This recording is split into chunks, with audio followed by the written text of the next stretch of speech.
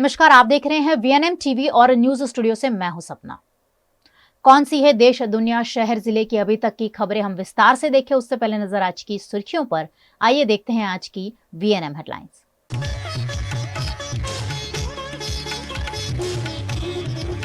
Big boss OTT 2 winner Elvish Yadav पर सांपों की तस्करी और रेप पार्टी के आरोप, एफआईआर दर्ज।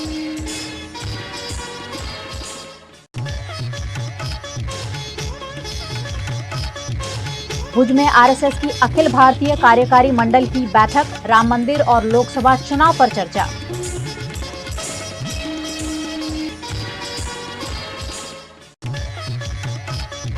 और वीएनएम टीवी के 23वें गरबा क्वीन प्रिंस कॉन्टेस्ट का आयोजन। पारंपरिक परिधानों में सज पार्टिसिपेंट्स ने दी गरबा की खूबसूरत प्रस्तुतियां। पैसों के लालच में अवैध गतिविधियां करने वाले लोगों में बिग बॉस ओटीटी 2 के विनर एल्विश यादव का नाम भी जुड़ गया है, जिन पर सांपों की तस्करी का आरोप है। बिग बॉस ओटीटी 2 के विनर और यूट्यूबर एल्विश यादव पर सांपों की तस्करी का आरोप लगा है। नोएडा पुलिस ने वन्य जीव संरक्षण से जुड़े मामले में शुक्रवार को एफआईआर दर्ज की है। एल्विश पर रेप पार्टी कराने का आरोप है। इस मामले का खुलासा बीजेपी सांसद मेनका गांधी से जुड़े ऑर्गेनाइजेशन पीएफए ने स्टिंग ऑपरेशन से किया। पीएफए ने ही पुलिस में शिकायत भी की थी। आरवी नोएडा पुलिस ने इस मामले में 5 तस्करों को गिरफ्तार किया है। इनके पास से 9 सांप बरामद हुए हैं। इसके अलावा 20 मिली स्नेक वेनम यानी सांप का जहर मिला है। नोएडा के फॉरेस्ट ऑफिसर प्रमोद श्रीवास्तव ने बताया कि सांप के जहर का इस्तेमाल रेव पार्टियों में नशे के लिए किया जाता है।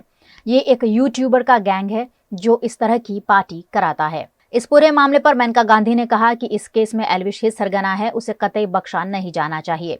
एल्विश ने भी इस मामले में वीडियो बयान जारी कर सफाई दी। उन्होंने कहा, मैं सुबह उठा तो देखा कि मीडिया में मेरे खिलाफ न्यूज फैल रही है। एल्विश अरेस्ट हो गए हैं, नशीले पदार्थों के साथ पकड़े गए। मेरे खिलाफ जितने भी आरोप है सारे फेक है, 1% की सच्चाई नहीं है। अगर मेरी 0.1% भी इन्वॉल्वमेंट मिलती है तो मैं पूरी रिस्पॉन्सिबिलिटी लेने को तैयार हूँ। हाँ जी गाइज, मैं हूँ आपका अपना एल्विश यादव और मैं सुबह उठा, मैंने देखा कि कैसे कैसे न्यूज़ फैल रही है मेरे खिलाफ। ऑल ओवर मीडिया में ये चीज़ हो रखी है, एल्विश यादव अरेस्ट हो गए, एल्विश यादव नशीले पदार्थ के साथ ऐसे ऐसे पकड़े गए। ये सारी चीज़ें जो मेरे खिलाफ फैल रही हैं, जितने भी आरोप मेरे ऊपर लगे हैं भाई, सारे बेबुनियाद हैं, सारे फेक हैं। 1% भी इनमें सच्चाई नहीं है। मैं पूरा सहयोग करने के लिए तैयार हूँ यूपी पुलिस के साथ, और मैं रिक्वेस्ट करूँगा यूपी पुलिस को, पूरे प्रशासन को, माननीय मुख्यमंत्री जी योगी आदित्यनाथ जी को, कि मेरी 1% भी 0.1% भी अगर इस चीज़ में इन्वॉल्वमेंट मिल जाती है, मैं सारी जिम्मेदारी लेने को तैयार हूँ। और मीडिया से रिक्वेस्ट है, कृपा करके जब तक आपके पास ठोस सबूत ना हो जाए एल्विश यादव अरेस्टेड, जो सारी चीज़ें आप लिख रहे हो, प्लीज़ मेरा नाम खराब ना करें। और ये जितने भी इल्ज़ाम लगे हैं इनसे मेरा कोई लेना देना नहीं है, दूर दूर तक 100 मील तक मेरा कोई लेना देना नहीं। अगर ये प्रूव होते हैं तो मैं उसकी जिम्मेदारी लेने के लिए तैयार हूँ। गुजरात के भुज में आरएसएस की अखिल भारतीय कार्यकारी मंडल की बैठक आयोजित की गई, जिसमें हजारों की संख्या में आरएसएस के कार्यकर्ता शामिल हुए। भुज में आरएसएस की अखिल भारतीय कार्यकारी मंडल की बैठक में कच्छ विभाग के एकत्रीकरण का कार्यक्रम आयोजित किया गया, जिसमें राष्ट्रीय स्वयंसेवक संघ के 12,000 जितने कार्यकर्ता शामिल हुए।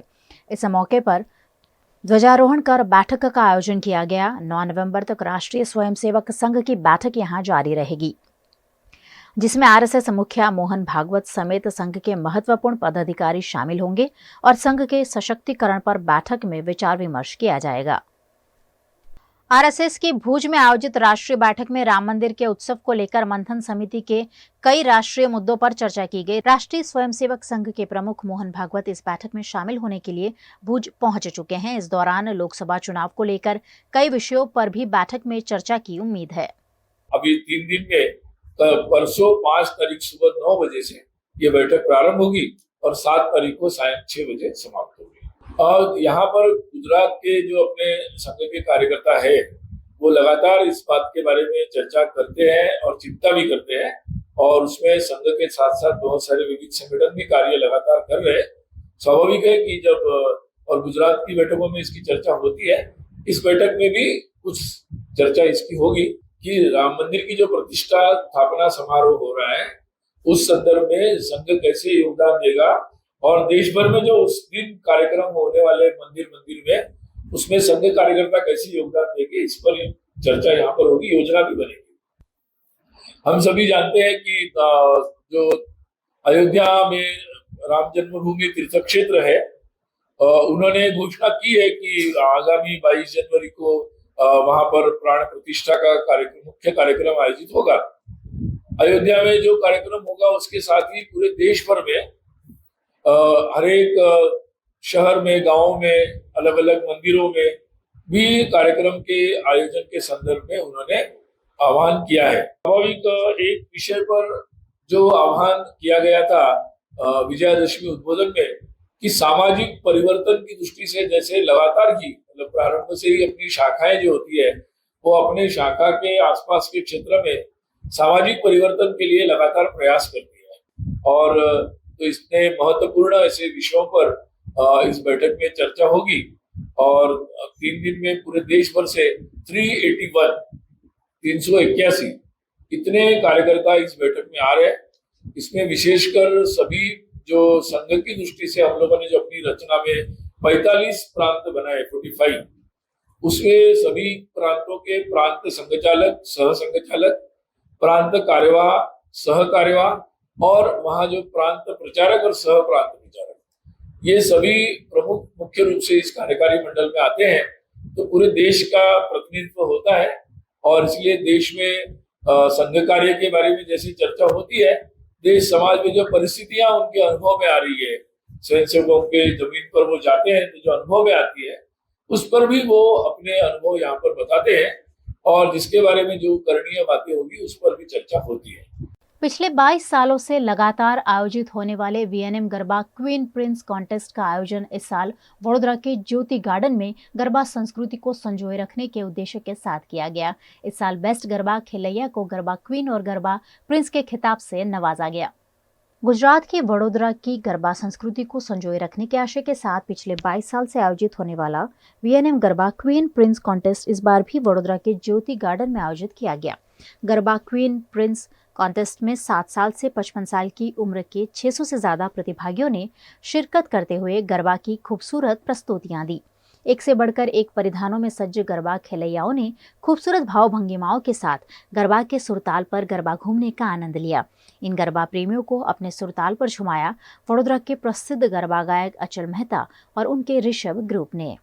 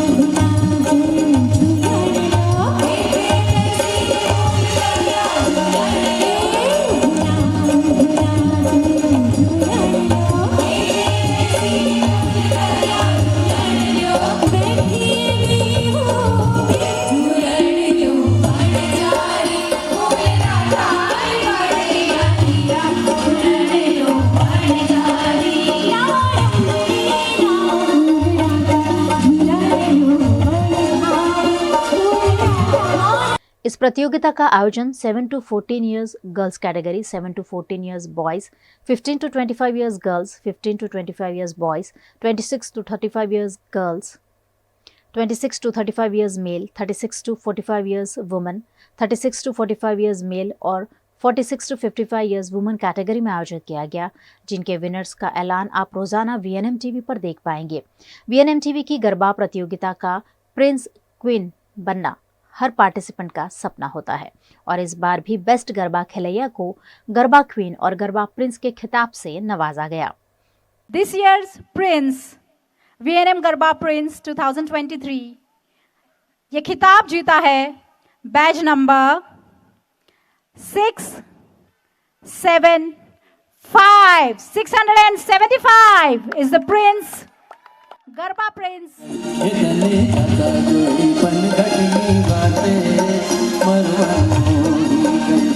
क्या नाम है आपका? भावेश वंजारा। भावेश वंजारा है वीएनएम गरबा प्रिंस 2023। अब ये जो हमारी परंपरा है लास्ट ईयर के प्रिंस, हाँ जी, आपको अपना पगड़ी उतार के ये पहनना होगा mysafa.com की ओर से। कंग्रेचुलेशंस।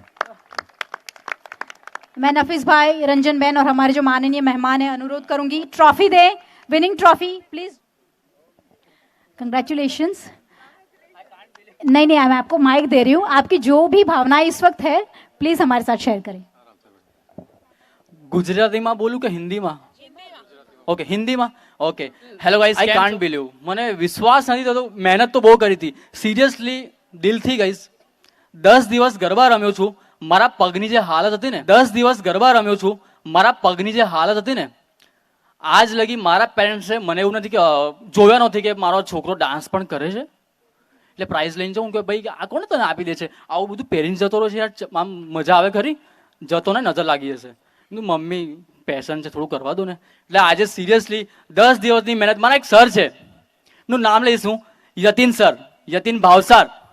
પ્લીઝ ક્લેપ થઈ જાય એમની માટે, કેમ કે એમણે મને એક વસ્તુ કીધી, ભાવેશ વાંધો નહીં, 10 દિવસ બહુ ઓછા છે, આપણે કંઈક મોટું કરવાનું છે, વાંધો નહીં, એની રંગ લાવી છે। તો થેન્ક યુ સો મચ જજ, મને પારખવા માટે, thank you so much. Badge number 403, 23rd VNM Garba Queen 2023. Badge number 403. अच्छा, तो बनता है ट्रॉफी शेयर करना। Badge number 403, 23rd VNM Garba Queen 2023. Badge number 403.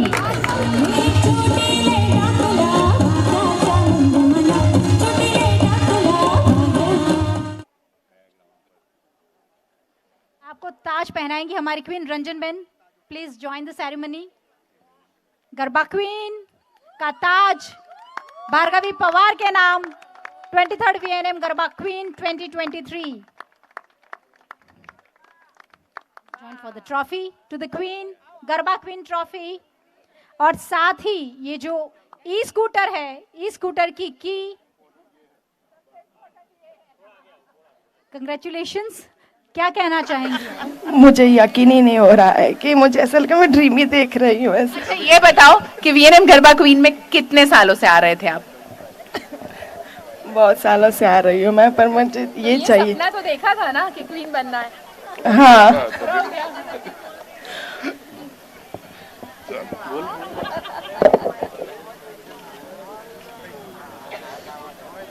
Garba प्रतियोगिता की विभिन्न कैटेगरीज के नाम का ऐलान आप रोजाना वीएनएम टीवी पर देख पाएंगे। साथ ही इसका पूरा प्रसारण आप दिवाली के दौरान देख पाएंगे। गुजरात के वडोदरा की एमएस यूनिवर्सिटी की साइंस फैकल्टी के बीसीए में पढ़ाई करने वाले छात्र का 1 साल यूनिवर्सिटी की लापरवाही की वजह से बिगड़ रहा है, जिस पर छात्र ने आवाज उठाई है।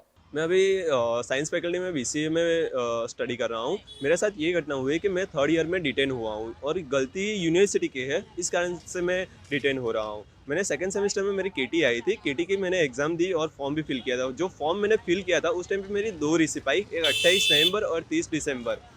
उसके बाद जो मेरी हॉल टिकट आनी चाहिए थी वो भी मेरी हॉल टिकट डाउनलोड नहीं हो रही थी और मैं जो सीट नंबर आया बाकी सभी बच्चों से मेरा सीट नंबर अलग आया था। जो मैंने सभी क्लास एग्ज़ाम के दिन जो मैं क्लास में जा रहा था तो कोई भी क्लास में मेरा नंबर ही नहीं था। उसके बाद हरमित सर है मैथमेटिक्स डिपार्टमेंट ऑफिस में, वहाँ उनसे मैंने बात की और उन्होंने मुझे बताया कि जहाँ पे बीसीए के बाकी सब बच्चे एग्ज़ाम दे रहे हो वहाँ पे जाके तुम एग्ज़ाम दे दो। उनकी परमिशन लेने के बाद मैंने एग्ज़ाम वहाँ पे दी।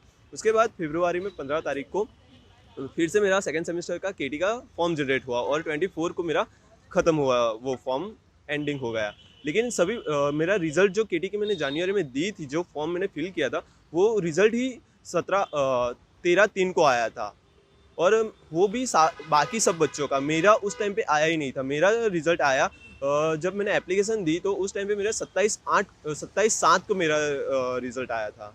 मेरी मांग ये है कि मैं 5th सेमेस्टर में एग्ज़ाम दे सकूं और जो मेरा डिटेन इश्यू हुआ यूनिवर्सिटी की गलतियों के कारण मैं डिटेन हो रहा हूं, तो वो डिटेन इश्यू जो हुआ है वो डिटेन इश्यू ख़त्म हो और मुझे आगे अपीयर कर सकूं और मेरा जो 1 ईयर बिगड़ रहा है वो ना बिगड़े।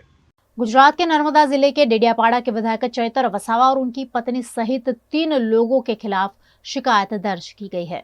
गुजरात के नर्मदा जिला के विधायक चैतर वसावा के खिलाफ वन विभाग की जमीन में खेती करने के मामले को लेकर हुए विवाद के बाद बिटघाट द्वारा पुलिस थाने में शिकायत दर्ज की गई थी। विधायक द्वारा फायरिंग किए जाने का दावा भी पुलिस अधिकारी द्वारा किया जा रहा है। इन सभी मामले विधायक चैतर वसावा की पत्नी शकुंतला, विधायक के पीए और अन्य एक व्यक्ति, कुल मिलाकर 3 लोगों को गिरफ्तार किया गया है। वहीं पुलिस द्वारा विधायक की खोज जारी है। चैतरभाई वसावाए आ बिटकाणने एमने घेर बोलावीने एमने धमकावવાનો प्रयत्न कर्यो। ते अंगेनी फरियाद गई काले पोलीस स्टेशनमां नोंधाई छे। तेना अनुसंधानमां કેટલાક લોકોની ધરપકડ પણ થઈ છે। ત્યારે ધારાસભ્ય તરીકે ચૈતરભાઈ આવું કૃત્ય કરે એ ખરેખર નિંદનીય છે।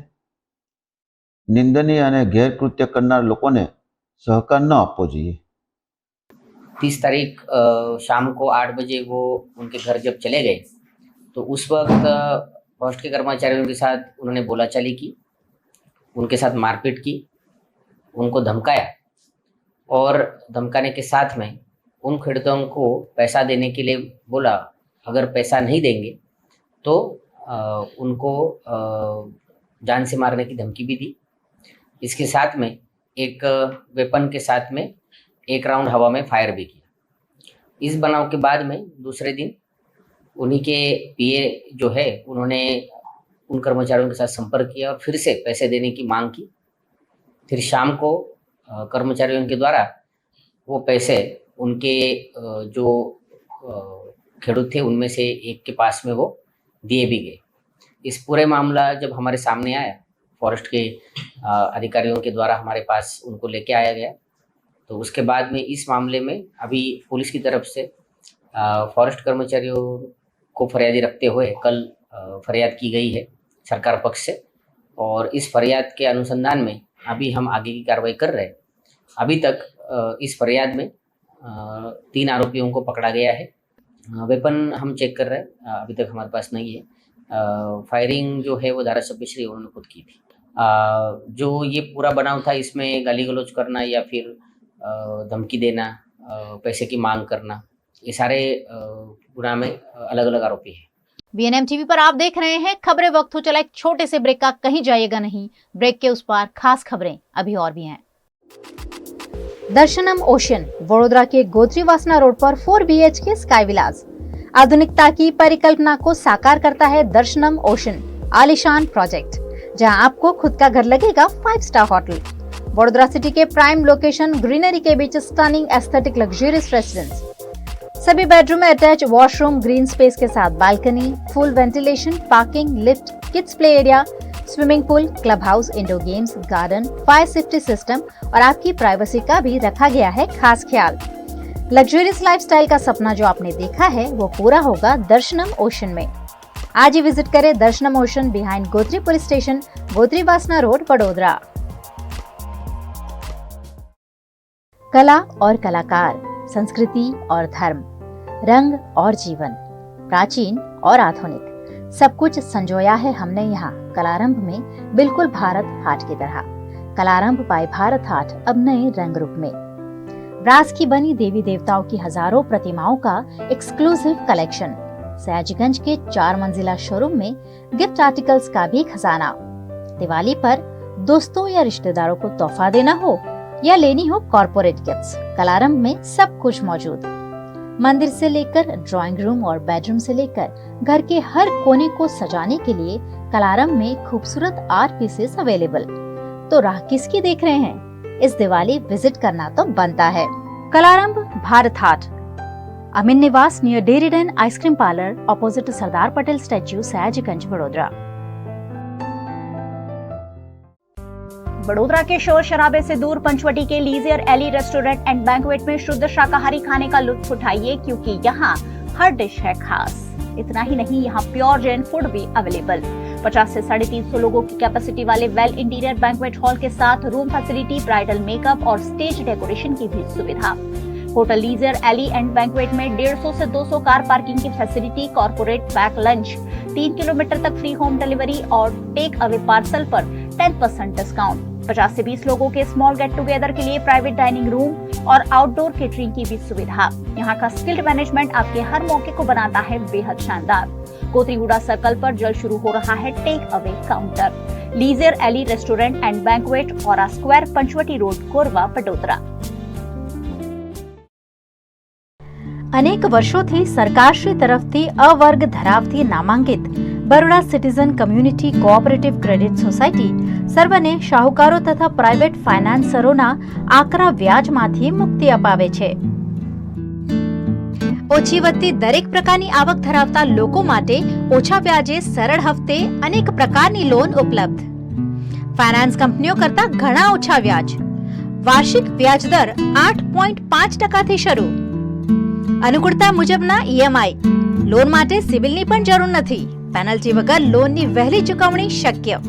बचत खाता पर पण आकर्षक व्याज मेळवो।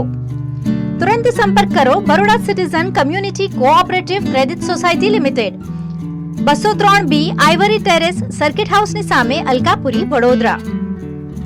WhatsApp number 9327109414।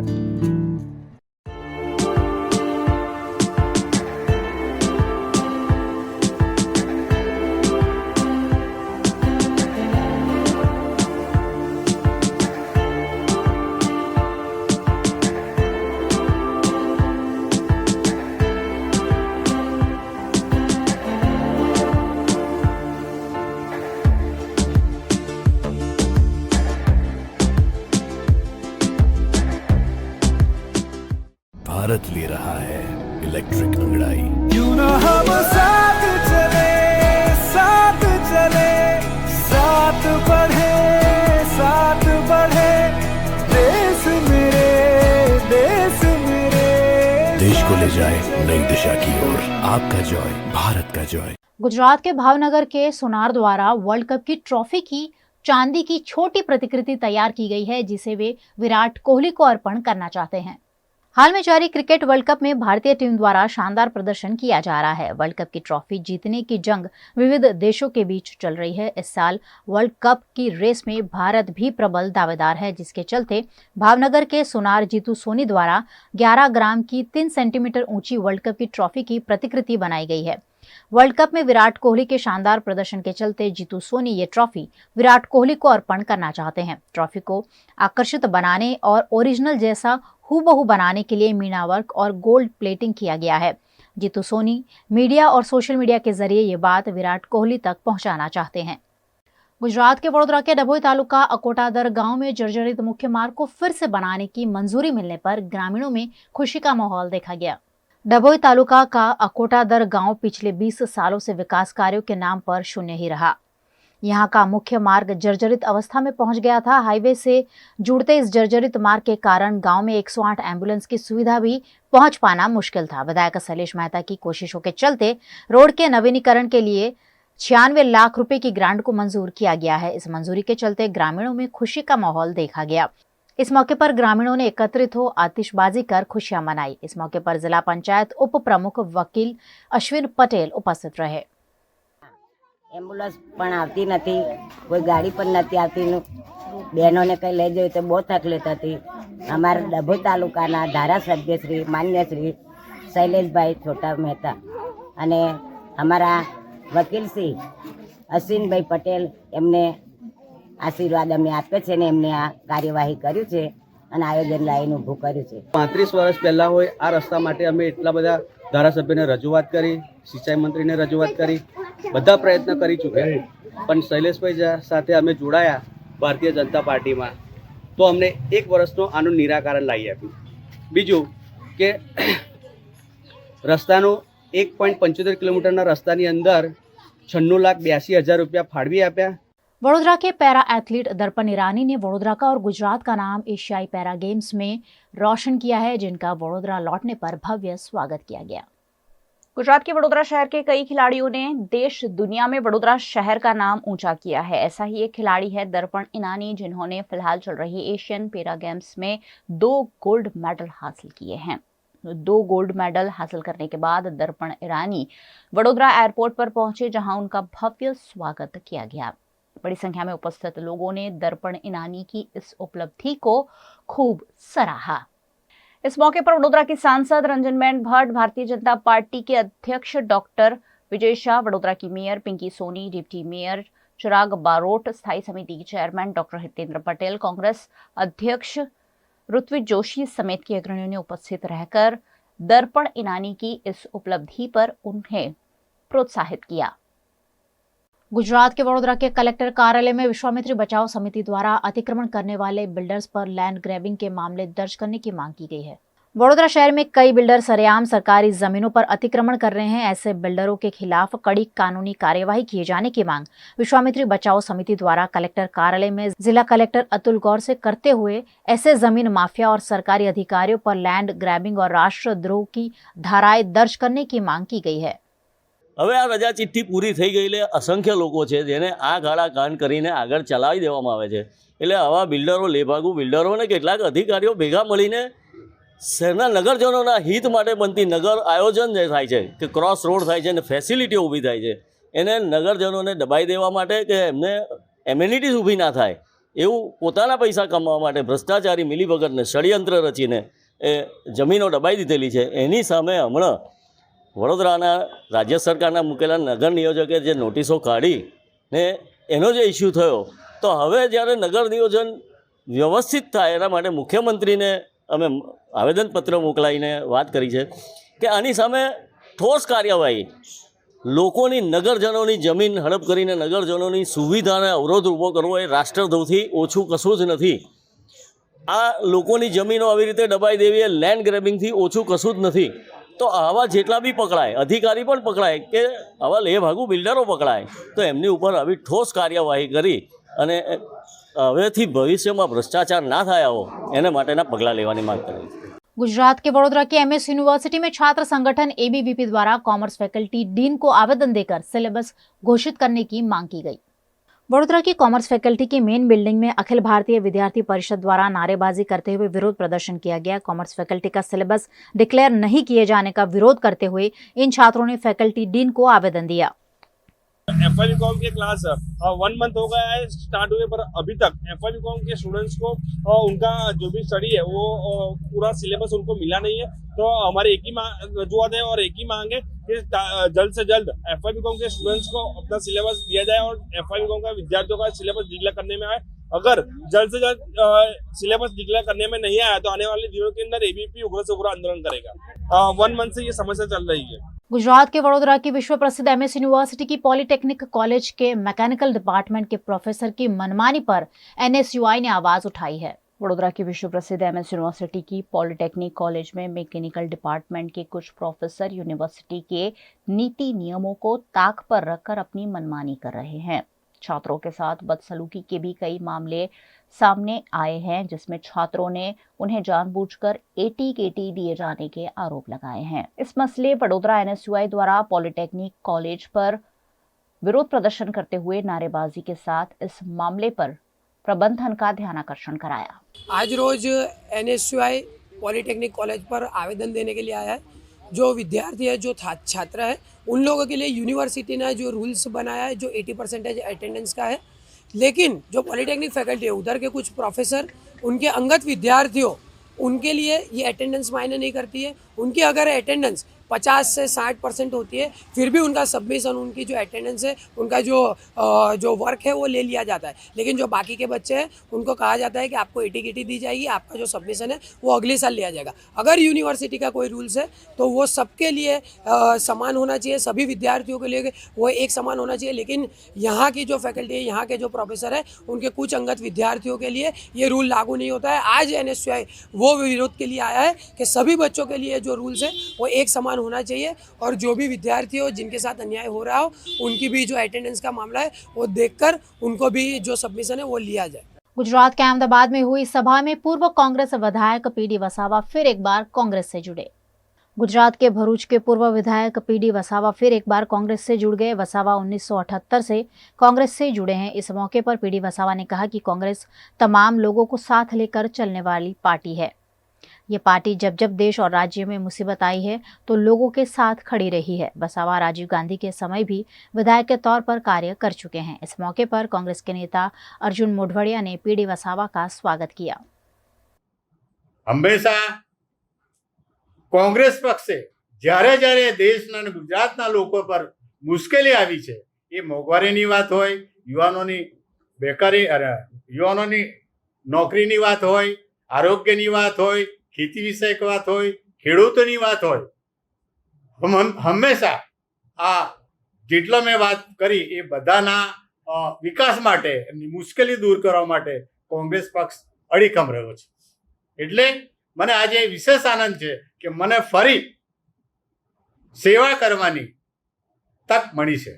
આપણે બધા કોંગ્રેસના સૈનિકો છે, તો આપણે દેશને એક અને અખંડિત બનાવવા માટે, એને હજુ પણ વિકાસના પંથે લઈ જવા માટે આપણે બધાએ કોંગ્રેસજનોએ કોંગ્રેસ સાથે રહેવાનું છે. અને જ્યારે જ્યારે કોંગ્રેસ તરફથી કોઈ પણ લોક ઉપયોગી આંદોલનો કે એ હોય તેમાં વધારેમાં વધારે સંખ્યામાં રહીને એ મુશ્કેલીઓ દૂર કરવા માટે આપણે હંમેશા કટિબદ્ધ રહીએ. એ જ મારી આ તકે અભિલાષા છે, અભિનંદન છે. મને ફરી કોંગ્રેસમાં એક એક્ટિવ કરીને મને લોકોની સેવા કરવાની તક આપી છે અને કોંગ્રેસના જે સંદેશા, જે યોજનાઓ છે, એના આદર્શો છે, એને ઘેર ઘેર પહોંચાડવાની જે ફરી તક આપી છે, એ બદલ આજે બધા મારા કોંગ્रेसना शक्तिसिंह गोयल साहब नो खूब खूब आभार मानू छू. ये थी दिन भर की खबरें वीएनएम न्यूज स्टूडियो से. वीएनएम टीवी की सारी खबरें आप यूट्यूब, फेसबुक, इंस्टाग्राम के अलावा ओटीटी प्लेटफॉर्म पर लाइव देख सकते हैं. आप डेली हंट, जियो टीवी और वोडाफोन टी पर 24 घंटे देख सकते हैं खबरें, अपडेट्स और शोज. तो देखते रहिए वीएनएम टीवी. मुझे दीजिए इजाजत. नमस्कार.